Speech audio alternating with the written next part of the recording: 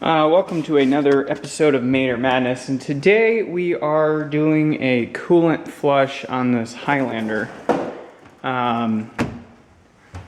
It's due, it's got over 75,000 miles on it, it's time to swap it out. You gotta make sure it's specified. The coolant in the Highlander's red, so make sure per your vehicle you get the right coolant. First thing you're going to want to do is get the car up on ramps or jack stands or what have you. It's going to make it a lot easier to work because you're going to be doing a good portion of it underneath the car. A safety note to note, when you are going to do this, make sure that you don't pull this off after you've been driving. Make sure that there's no pressure in the system and that the engine has cooled down. The car has been sitting for about 45 minutes. So I know that I'm not going to get sprayed with all kinds of refrigerant in the face. So let's get started. A quick note of what's exactly going to happen. There is a valve at the bottom of most radiators. So in order to get to that valve, we're going to have to take this underguard wind deflecting plastic off, which is a huge pain, so we can get to that valve underneath the radiator. After you've got the car jacked up and or on ramps or what have you, you're going to start removing the paneling underneath the radiator, if there is any, to get to that valve. On this Highlander, it is a 10 millimeter, and some of these might be rusted. So if you do need some penetrating oil, might be a good idea to have some on hand because some of these can be quite stubborn. Okay, now that you've taken off all the under sheeting as much as possible, it took me a while to find it, but I did end up finding it. It is right underneath here, and I can't really, I can barely feel it, but there's basically a plastic, looks like a wing nut, and it's underneath here, and that's where the coolant is gonna come out. Most radiators have that peacock valve. If not, your other option, which is what I was fearing that I was gonna have to do, is you're gonna have to remove this bottom radiator hose. So, luckily it does have one of those. So, now that you've got all the undersheeting off, you found your valve, a really good way of making sure it comes out as quick as possible without gurgling is like you're doing an oil change, you're going to want to take the radiator cap off and put it somewhere that you don't lose it, and then you can go back underneath the vehicle, open that valve, and it'll all come out there. Some cars do not have a simple radiator cap. Some cars, like I know a lot of Fords have it where your overflow is your radiator cap, so that's what you would do in that case. So now, a huge point that I almost forgot. This stuff tastes sweet because of the chemicals in it, but it will kill animals, so make sure that you don't have any pets nearby. There we go.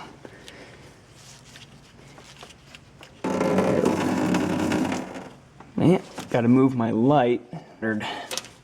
So you're gonna undo that valve and just let it drain out. And get used to it, because you're gonna have to do this a couple of times. Well, after an eternity, it seems like we're down to a dribble. So now I'm going to go ahead and we can shut the valve. Okay, so your next step after you drain the coolant and you shut that peacock valve is to come up top and fill it with water out of a hose. I know some people are going to think that's a bad idea. I live in St. Louis, so the water is pretty uncontaminated. So you're just going to fill it up with regular water, and once you filled it up, you're going to leave the radiator cap off, start the car, turn the heat on, and let it warm up. so that the thermostat opens inside of the thermostat housing. On this car, it's a pain in the butt, and I might find that it's a part of the housing. I've got a Tacoma and it's the same way. The thermostat is a part of the housing, and the reason you want to take the thermostat out, if you can, and then reattach it, is because when you start it up, you don't have to let it warm up. The reason I have to let it warm up is that thermostat is on a temperature. So as it warms up, it opens, and as it cools down, it closes. So I have to wait for the engine to warm up. And the reason you want to put your radiator cap on is you don't want it to build pressure, so you don't have to wait for the engine to cool completely down. So that's what we're gonna do here, and get started. Put some water in there. Well, a little trick I just found, and I just remembered on the top. I was having a problem, and I forgot about this feature that is kind of important. Right here, the problem is I'm putting water in and it's taking forever. And right here is basically it's a bleeder, and I totally forgot about it, but that is really important. It makes things a lot quicker.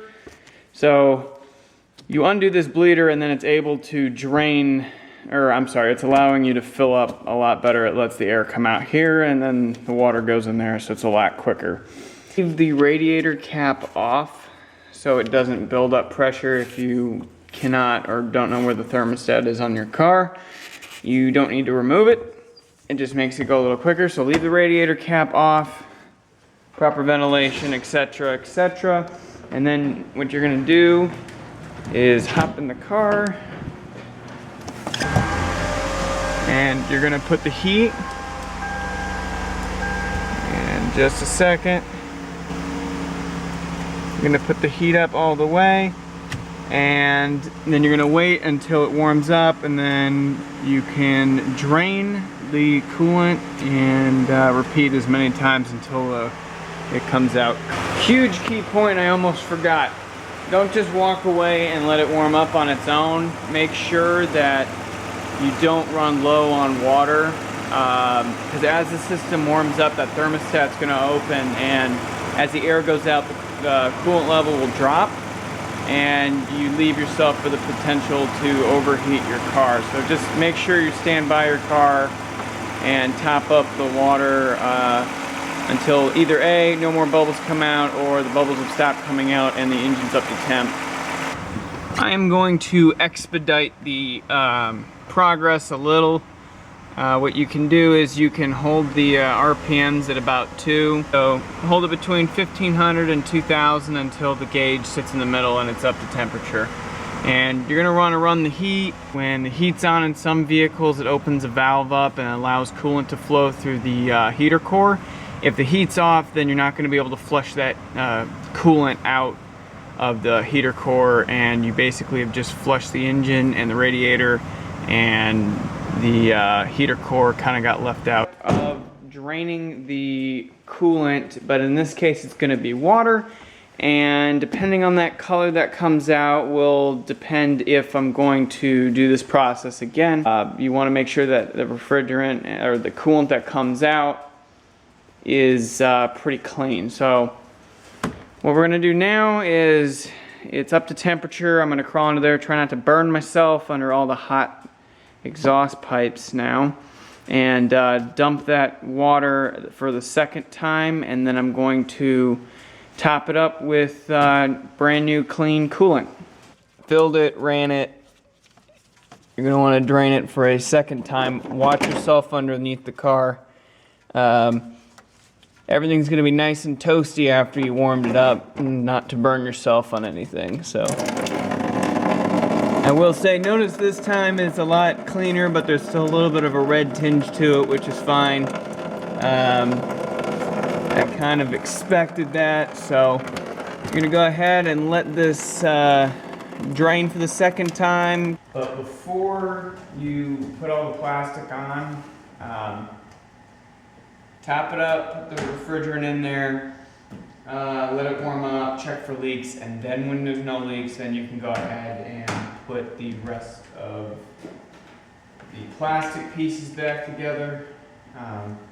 Like I mentioned before, you're going to want to take this bleeder out.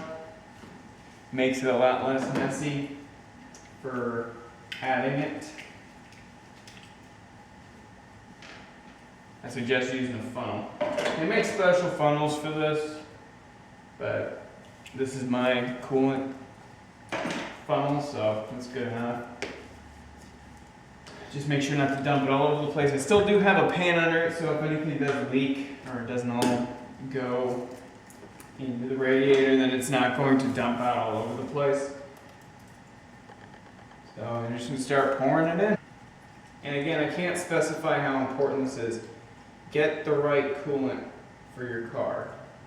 Once topped up, I'm going to put the bleeder back in, leave the radiator cap off, and then repeat the step when